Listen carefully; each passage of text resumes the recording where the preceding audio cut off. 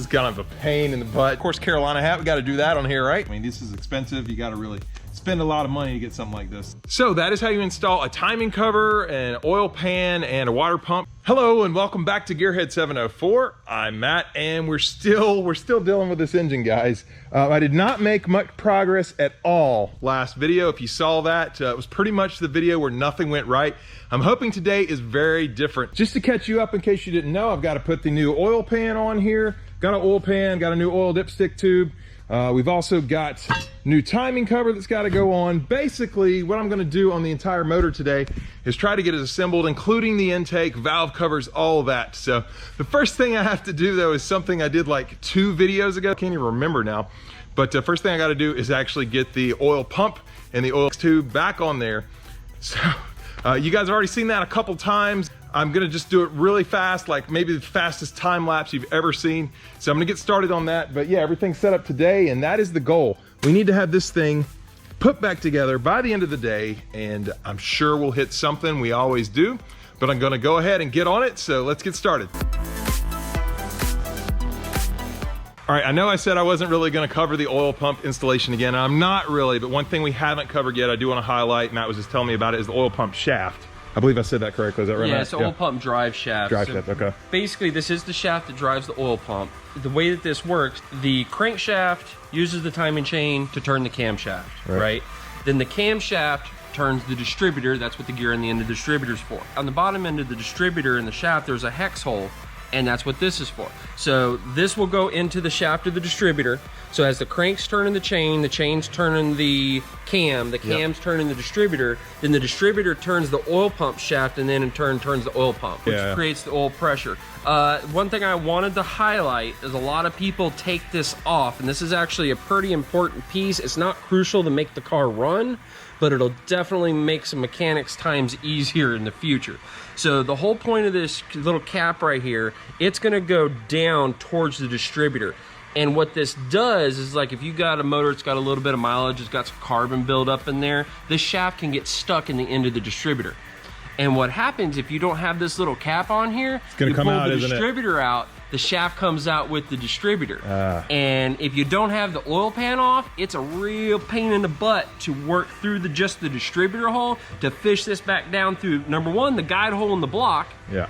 And then to mate that up with the oil pump. To the oil pump, right? So yeah, this is actually, during assembly, a pretty important part to make service in the future much easier. Okay. I have actually worked on cars where they've taken this off and you pull the oil pump, the distributor out, and this comes out. And I guarantee you I've said curse words every time that's So whenever you put this in, this is always gonna go towards the distributor, so it's gonna go down. And if you look over here, you can see the hole. If you go right straight down, see the hole right there.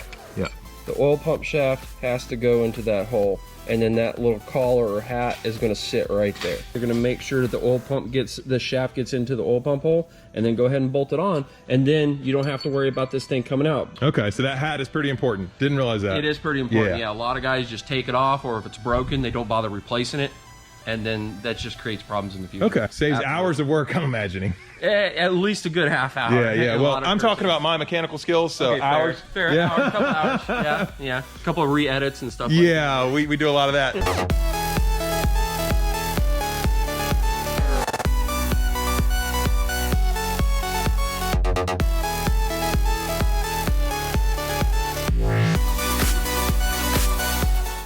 Guys, I did not get the right engine stand. As you saw, this is kind of a pain in the butt to keep turning over. So I think when we do Tar Heel Fox's motor, I'm probably gonna get a different engine stand. But anyway, finally, oil pump pickup tube is finally on for like the 3rd time, but finally on to stay for good. Next thing we're gonna do is the timing cover. And so of course I gotta do a little bit of cleaning here. I'm just gonna use some brake cleaner to get this surface pretty clean for the timing cover. And we're gonna put the water pump on at the same time. So I'm gonna show you guys that. You can see even, look, the engine's a little wonky. Let me back up here and show you guys. It's not perfectly level, even though right here it is. Yeah, it's just a crappy stand, to be honest. It's just what it is. So that's what we're doing next, putting the timing chain cover on. Of course, I'll highlight anything that you guys need to know, but it should be pretty straightforward.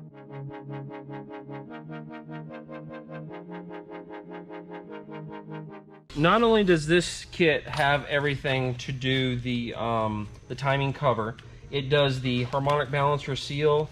That's the seal that mounts right in here. Okay. It actually seals out all the oil from splashing where the crankshaft comes through, but it actually doesn't make contact with the crankshaft, it makes contact with the harmonic balancer. Cool. While he's getting that up, and I did want to call out one thing, guys. This this cover I got before, it was for a CFI.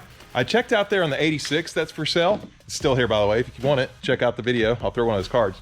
But anyway, it used the exact same cover here, and this is already blocked off, in case you guys didn't know.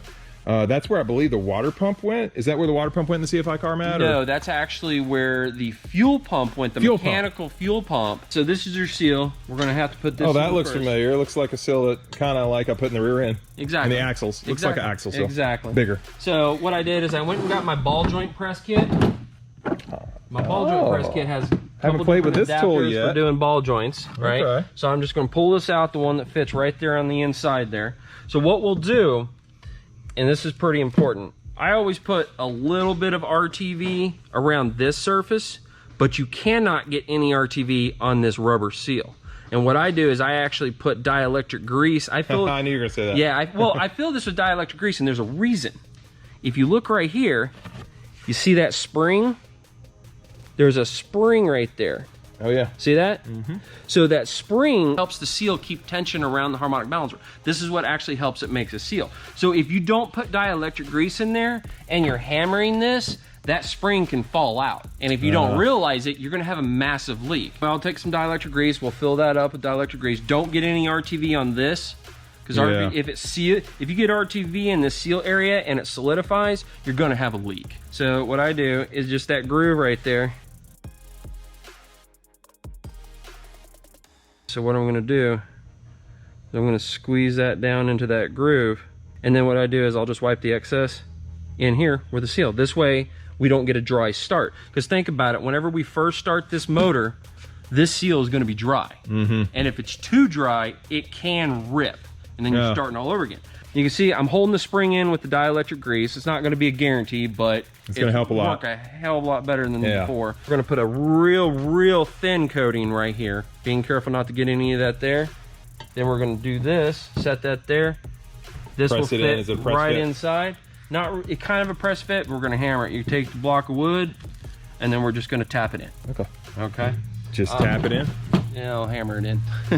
Depends on how you... Taparoo. If you just do the timing cover without doing the oil pan gasket, like you're doing it in the car and you pull the timing cover off and you still got the oil pan gasket, this does come with little extra oil pan extensions, gasket extensions. But they want you to like cut the oil pan gasket off and add this stuff.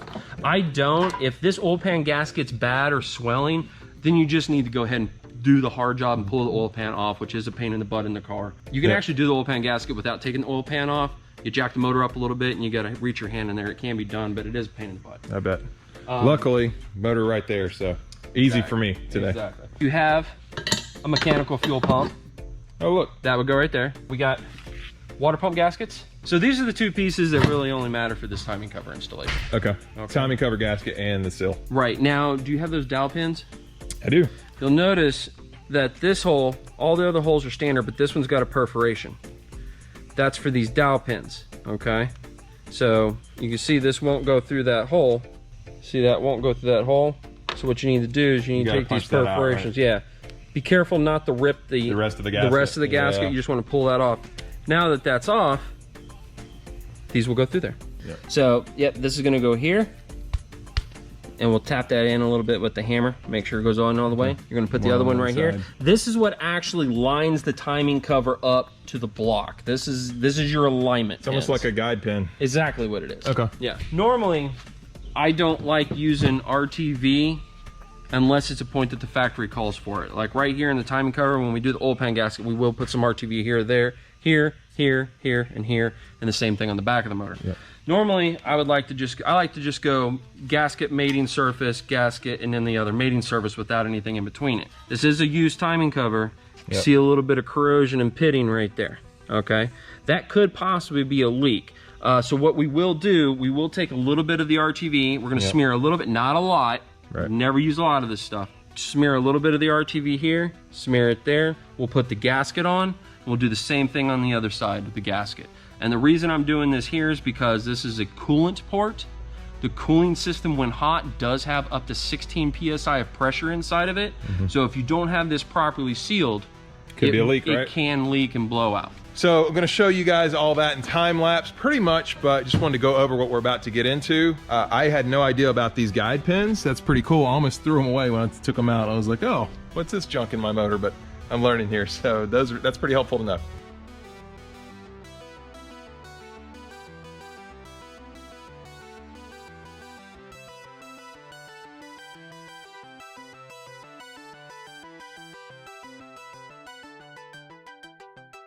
All right, guys, so I did knock that seal in. I got a little bit of help from Matt, but that was cool. So it was a lot easier than when I did the rear end and I knocked the axle seals in. Way easier than that. But seals in the timing cover. Timing cover does have to go on now. And something I didn't know, a little tip I just found out. RTV was used here, right? And so it was a little tough to get this bolt in. It was kind of binding up on me.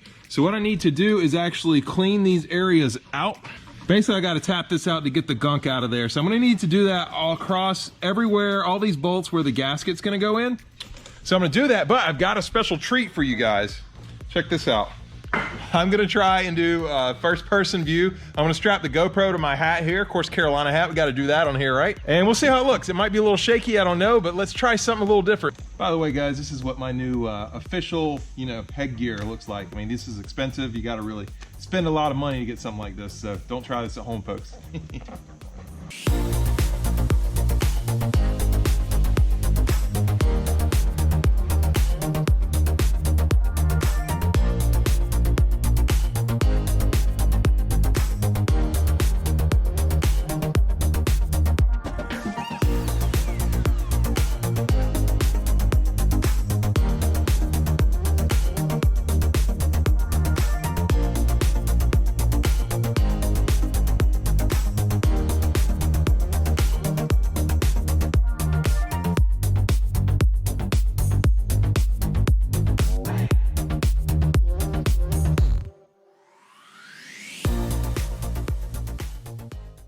All right, that took a little bit of time, but it was kind of essential. I got a lot of silicone out of there, guys, a lot of RTV. Look at these chunks here. I mean, you can kind of see them down here, but let me see. Yeah, look at that. That came out of one of the holes. So that would have definitely affected, the bolts going in and our torque specs. So I finally figured out this is more of a how-to video today. It's gonna be how to install the timing cover in the oil pan. And hopefully this will help some of you guys out. So what I did was to tap it, just went through here, tapped it, didn't over tighten it. Once it stopped, I would kind of stop, loosen it up. Then we use the screwdriver, get this stuff out, right? That's where you got the huge chunks that are down here. And then luckily I had this air gun, but you can spray it out however, and I was able to spray it out and a lot of came out. So just kind of watch your eyes when you do that part, because I did have some fly at me. But yeah, so next step I think is we're about ready to put the gasket on and get the timing cover sealed. So we got to put some RTV in certain spots and we'll highlight that for you here, but that's coming up next. Okay guys, time to actually go ahead and put the timing cover on in the gasket. So I've got my timing cover right here. What I'm going to do in these spots here where the water pump's going to be at, I'm actually going to put RTV down. So I've got two of those here and here. Then once the RTV's down, I'm putting a very thin amount, not a lot. Going to put the gasket right there. And I'm also going to put RTV on the gasket on this side. Obviously those are going to be going right here. That's where I pulled a ton of the silicone out. And then torque specs wise, it's 12 foot-pounds to 18 foot-pounds. We're going right in the middle. We're going 15 foot-pounds on this one. All right, so the timing chain cover is going to go just like this. And the two bolts that actually go right here, I'm not going to be able to use a torque wrench on there. There's just not enough space. But again, I will be using the torque wrench on these for the coolant ones. So let's go ahead, jump into the time lapse real quick on this and let's see how I do. I've never put one of these on before, but it seems pretty straightforward.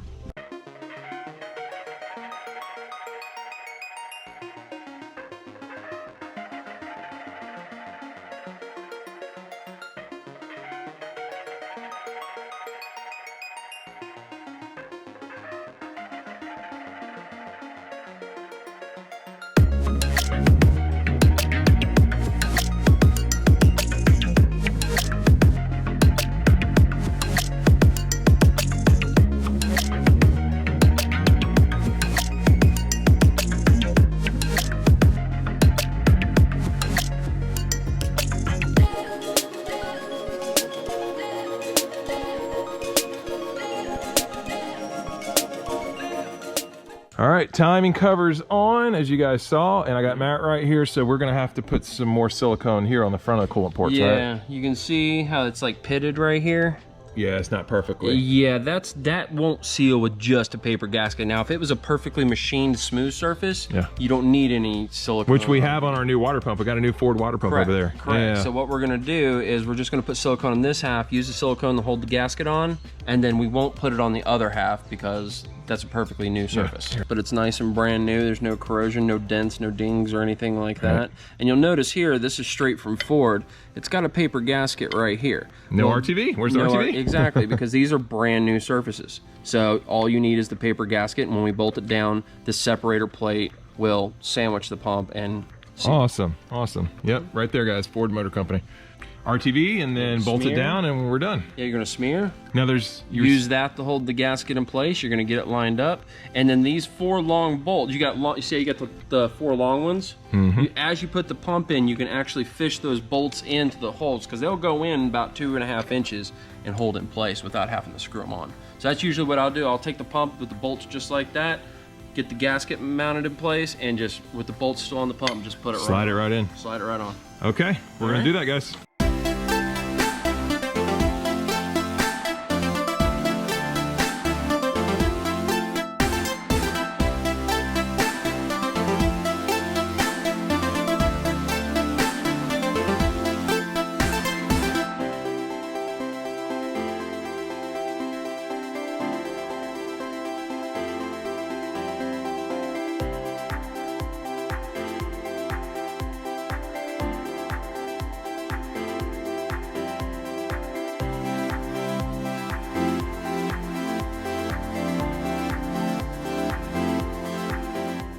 All right, just to catch you guys up here, we did end up going with the different gasket, and the reason why is I forgot to actually go ahead and tap these bolts because I'm tapping out the bolt holes because the bolt wasn't actually going in as well. I forgot to tap the threads there, and that was a lot better. But one thing I do want to highlight here on these longer bolts, I'm actually putting RTV on the ends, like a good amount. You actually really want these to seal. Yeah, these bolts actually go into the cooling jacket, so if you don't have a proper seal on that, you're gonna get a leak. You're gonna get a leak right there, and you don't want that. So you need a really good amount of RTV on these threads here before you put them in.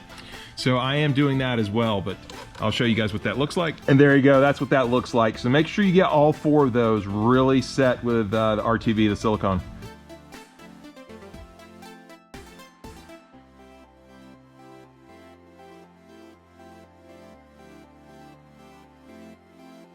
All right, water pump is on, timing chain cover is on, so we're making progress.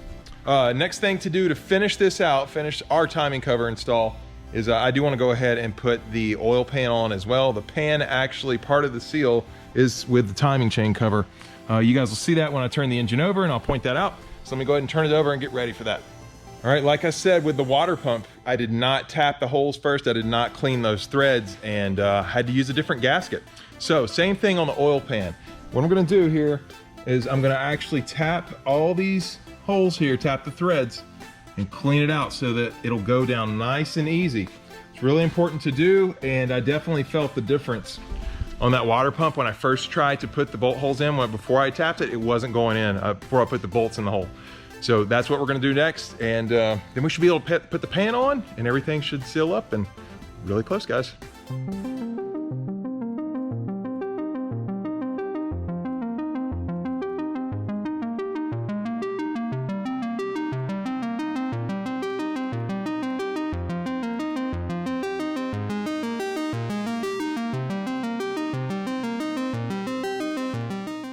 Okay, the tapping is done. I use brake cleaner to clean the surfaces. I just shot some on paper towel for the timing cover gasket. I'm gonna do the same thing here for the oil pan gasket.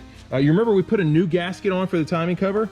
See that right here? And it's actually sticking up a little bit. That's gonna mess with our surfaces mating correctly. So I'm gonna go ahead, knock that off, spray this off right here. I did put a couple shirts, or Matt did. He actually put a couple shirts there so we wouldn't get debris down in the engine, the crankshaft, which makes sense.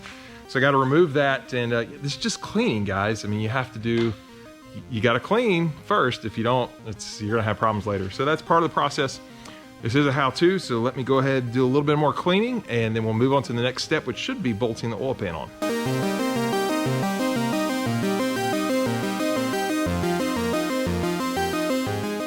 All right, got the expert here with me, of course, Matt. And so he is about to show me where we need to put the RTV at.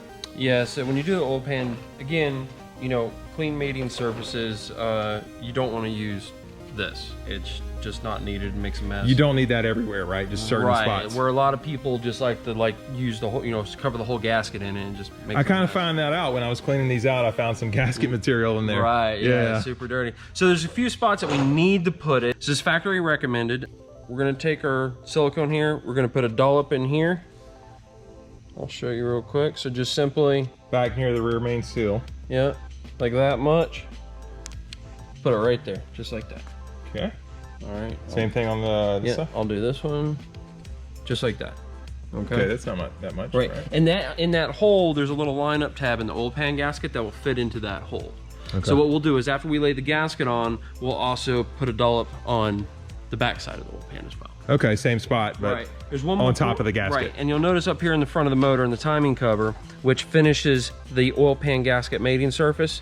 That's why we had to do the timing cover first. So we got the same thing in the front. You got the hole that the little tab in the oil pan gasket is going to go into. So you're going to put a little there and a little there. Okay. And right here, you'll notice where these two materials come together, the timing cover and the block. The timing cover is still raised up a little bit. So if you don't use the silicone there, that will leak. Okay. And so this is also factory recommended. I'll do this one. So you just simply... So we're just doing this because that's where it mates the timing cover. Right. That's where it mates up to the oil and pan. you're just sealing any gaps that are being created from the two different pieces.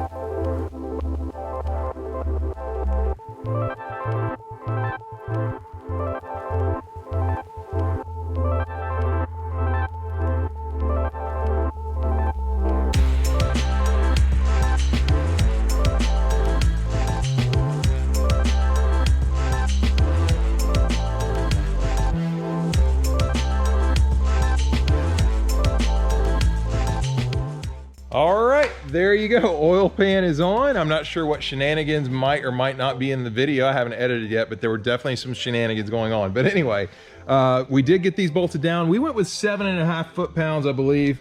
Is that what we went with, Matt? 7.5? Yeah. 7.5 foot-pounds. 6 to 9 was the spec.